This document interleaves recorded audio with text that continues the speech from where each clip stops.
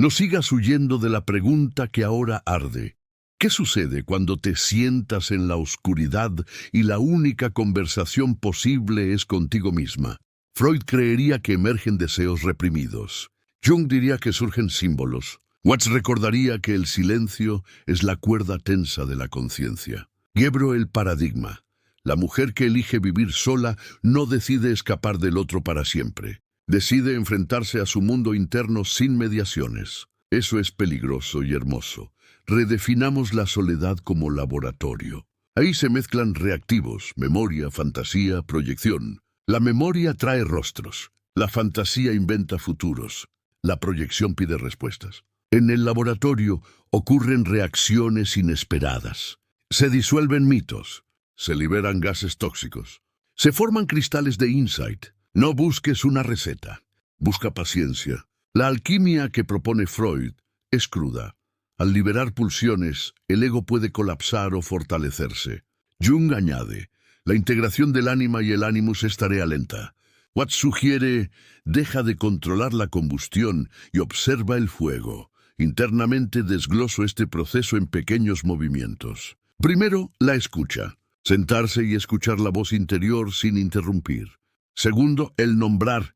Llamar a los miedos por su nombre. Tercero, el duelo ritual. Permitir ceremonias simples, una carta, una ofrenda, una caminata al mar. Cuarto, la experimentación. Probar límites. Salir con una persona o no. Decir que no. Pedir ayuda. Quinto, la mirada compasiva. Aprender a sostener la ruina sin huir. Sexto, el arte de crear un nuevo lenguaje para el deseo. Séptimo, la paciencia, esa maestra que no impresiona pero que todo lo transforma. Hay un momento específico donde el conflicto alcanza su cenit. La mujer descubre que su libertad ha tenido un precio. Al elegir la soledad, ha evitado las heridas, sí, pero ha reducido la cantidad de calor humano. Su ego se pregunta si la seguridad mereció el frío. Aquí se produce el clímax filosófico, la confrontación con la contradicción. Ser libre y sentir vacío, ser íntegra y sentir miedo a la intimidad. Freud vería en esto una dialéctica entre placer y realidad. Jung diría que la sombra reclama unión. Watts recordaría que la paradoja es el camino. Abrazar la contradicción es el corazón del despertar. La integración terapéutica comienza con un gesto simple. La rendición a lo que es. No resignación, sino aceptación. Aceptar que la luz y la sombra cohabitan. Aceptar que la necesidad de otro no te hace menos. Transformar la culpa en curiosidad. Esa curiosidad trae preguntas nuevas. ¿Qué deseos eran míos y cuáles eran de alguien que esperaba que yo cumpliera un rol? ¿Cuánto de mi identidad dependía de ser amada como se espera? La mujer sola puede reinventar la cercanía. Puede aprender vínculos no fusionales. Puede practicar intimidad sin perderse. Puede decir, be alone but not lonely. Be empty but not lost. Eso no es eslogan. Es un ejercicio. En el trayecto hay heridas que sangran y deben ser atendidas. No se trata de autocuidado marketinero. Es atención clínica, límites, terapia, amistades que sostienen. Freud nos recuerda que algunas heridas requieren palabra creada con otro. Jung nos invita a los símbolos, sueños que sanan. Watts nos sugiere respirar con la incertidumbre. La transformación se aprecia en pequeños actos. Responder a la llamada de un amigo sin huir, invitar a alguien a cenar y observar el propio deseo sin sacrificio, volver a tocar la música que antes se abandonó. Estos actos son terapéuticos porque reconstruyen el tejido social sin repetir patrones patológicos.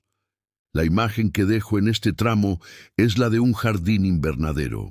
Afuera, la ciudad sigue criticando. Adentro, una mujer siembra con paciencia. Algunas semillas tardarán años, otras no germinan. Ella aprende a dejar que algunas cosas mueran para que otras nazcan. La soledad se convierte en una mesa donde se sirve la verdad sin aderezos. Allí se entiende que elegir vivir sola puede ser un acto de amor propio que reclama acompañamiento. La paradoja se resuelve no eliminando la contradicción, sino integrándola. El ego aprende que renunciar a la compañía por miedo no es libertad. Renunciar por amor a sí misma sí lo es. Te cuento algo que pocos se atreven a susurrar. La mujer que decide la soledad, finalmente debe reconciliarse con la idea de ser deseada y de desear. Freud mostraría cómo el deseo ha sido moldeado por la ley parental. Jung recordaría que los arquetipos del amante y de la madre se disputan la escena interna. Watts nos diría que el deseo aparece y se disuelve como las olas. Aquí empieza el último movimiento. No se trata de elegir estar sola o acompañada para siempre. Se trata de aprender a sostener el propio deseo sin que éste exija la fusión. Rompo el paradigma final. La soledad no es castigo ni premio. Es un laboratorio de deseo. En ese laboratorio se reescriben los guiones que te hicieron creer que necesitar ser salvada era una condición inevitable. Redefino la elección como acto ético, respeto por la propia falta y por la del otro. Cada encuentro posible ahora trae otra pregunta. ¿Estoy buscando compañía para llenar un hueco o para compartir el fulgor? Esta pregunta transforma la práctica afectiva. Voy desgranando en micropasos lo que sigue. Primero, la honestidad radical. Decir tus límites sin teatralidad. Segundo, la búsqueda de compañía nutritiva. Buscar relaciones que amplíen la vida, no que la consuman. Tercero, el trabajo con la sombra en pareja. Reconocer los rencores que se activan y nombrarlos. Cuarto, la celebración de la autonomía interdependiente. Entender que nadie lo da todo y que compartir es un pacto imperfecto. Quinto, el reencuentro con el cuerpo como mapa. Escuchar lo que el cuerpo pide, sin confundirlo con lo que la historia obligó. Sexto, el rito de despedida. Saber irse cuando la relación repite viejas heridas. Séptimo, la ternura consigo misma. Aprender a consolarse sin infantilizarse. El clímax filosófico de este acto final es una escena silenciosa. Frente a un espejo, la mujer reconoce que su mayor temor no es la soledad, sino la traición a sí misma. Toda relación que pide sacrificio de alma no merece permanecer. Aquí el ego se derrama en dos direcciones: la posibilidad de perder la compañía y la posibilidad de encontrar una nueva forma de unión. El costo psíquico del despertar es la pérdida de certezas. A cambio, viene la autenticidad. La integración terapéutica culmina en prácticas que parecen sencillas pero son profundas. Hacer listas de deseos sin vergüenza. Practicar conversaciones honestas con quienes se ama. Entrar a terapia no como fallo, sino como hospital para el alma. Redefinir la intimidad como encuentro entre dos soledades dispuestas a sostenerse. Aprender que el rechazo no es la medida de tu valor. Elegir compañía desde la abundancia, no desde la necesidad. Esta transformación no borra el dolor. Lo incorpora, lo convierte en mapa para futuras elecciones. Cierro con una escena poética. Es de madrugada. Ella abre la ventana. El aire trae olor a pan y lluvia. En la calle, una pareja pasa deprisa. Ella no se levanta a mirar con envidia. Sonríe a un gato que se desliza por el alféizar. En su mano, una taza tibia. No hay histrionismo, hay calma. La luz de la lámpara de la mesa dibuja una media luna sobre la pared. Esa media luna es una metáfora, fragmentada pero completa. La mujer que eligió vivir sola aprendió a habitar su plenitud fragmentaria. No necesita que el mundo la complete, lo comparte. Y en ese compartir se encuentra la comunión más genuina, la de dos seres que se sostienen sin devorar. Esta es la lección que Freud no hubiera esperado. La soledad puede ser escuela de amor si se atraviesa con conciencia. Respira. Este final no clausura. Abre una puerta. Entra quien quiera, pero no por costumbre. Entra quien sabe mirar la luz que arde en el interior. No sigas huyendo de la pregunta que ahora arde. ¿Qué sucede cuando te sientas en la oscuridad y la única conversación posible es contigo misma? Freud creería que emergen deseos reprimidos. Jung diría que surgen símbolos. Watts recordaría que el silencio es la cuerda tensa de la conciencia. Quiebro el paradigma. La mujer que elige vivir sola no decide escapar del otro para siempre. Decide enfrentarse a su mundo interno sin mediaciones. Eso es peligroso y hermoso. Redefinamos la soledad como laboratorio. Ahí se mezclan reactivos, memoria, fantasía, proyección. La memoria trae rostros. La fantasía inventa futuros. La proyección pide respuestas. En el laboratorio ocurren reacciones inesperadas. Se disuelven mitos. Se liberan gases tóxicos. Se forman cristales de insight. No busques una receta. Busca paciencia. La alquimia que propone Freud es cruda. Al liberar pulsiones, el ego puede colapsar o fortalecerse. Jung añade, la integración del ánima y el ánimus es tarea lenta. Watts sugiere, deja de controlar la combustión y observa el fuego. Internamente desgloso este proceso en pequeños movimientos. Primero, la escucha. Sentarse y escuchar la voz interior sin interrumpir. Segundo, el nombrar. Llamar a los miedos por su nombre.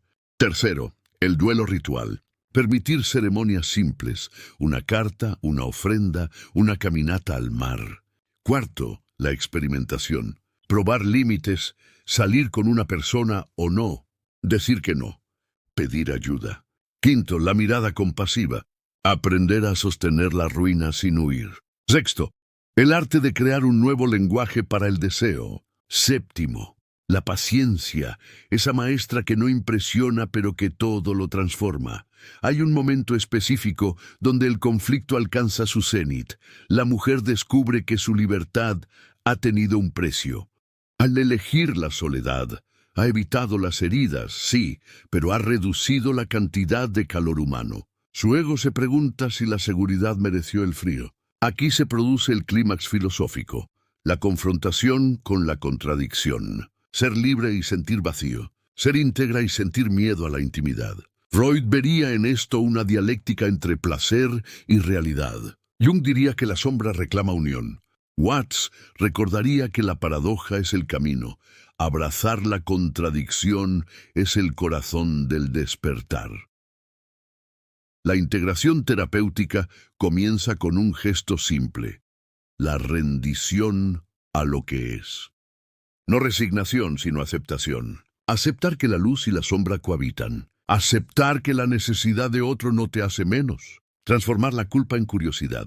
Esa curiosidad trae preguntas nuevas. ¿Qué deseos eran míos y cuáles eran de alguien que esperaba que yo cumpliera un rol? ¿Cuánto de mi identidad dependía de ser amada como se espera? La mujer sola puede reinventar la cercanía. Puede aprender vínculos no fusionales. Puede practicar intimidad sin perderse. Puede decir, be alone but not lonely. Be empty but not lost. Eso no es eslogan, es un ejercicio. En el trayecto hay heridas que sangran y deben ser atendidas. No se trata de autocuidado marketinero. Es atención clínica, límites, terapia, amistades que sostienen. Freud nos recuerda que algunas heridas requieren palabra creada con otro. Jung nos invita a los símbolos, sueños que sanan. Watts nos sugiere respirar con la incertidumbre. La transformación se aprecia en pequeños actos. Responder a la llamada de un amigo sin huir, invitar a alguien a cenar y observar el propio deseo sin sacrificio, volver a tocar la música que antes se abandonó. Estos actos son terapéuticos porque reconstruyen el tejido social sin repetir patrones patológicos. La imagen que dejo en este tramo es la de un jardín invernadero. Afuera, la ciudad sigue criticando. Adentro, una mujer siembra con paciencia. Algunas semillas tardarán años, otras no germinan. Ella aprende a dejar que algunas cosas mueran para que otras nazcan. La soledad se convierte en una mesa donde se sirve la verdad sin aderezos. Allí se entiende que elegir vivir sola puede ser un acto de amor propio que reclama acompañamiento. La paradoja se resuelve no eliminando la contradicción, sino integrándola. El ego aprende que renunciar a la compañía por miedo no es libertad. Renunciar por amor a sí misma sí lo es.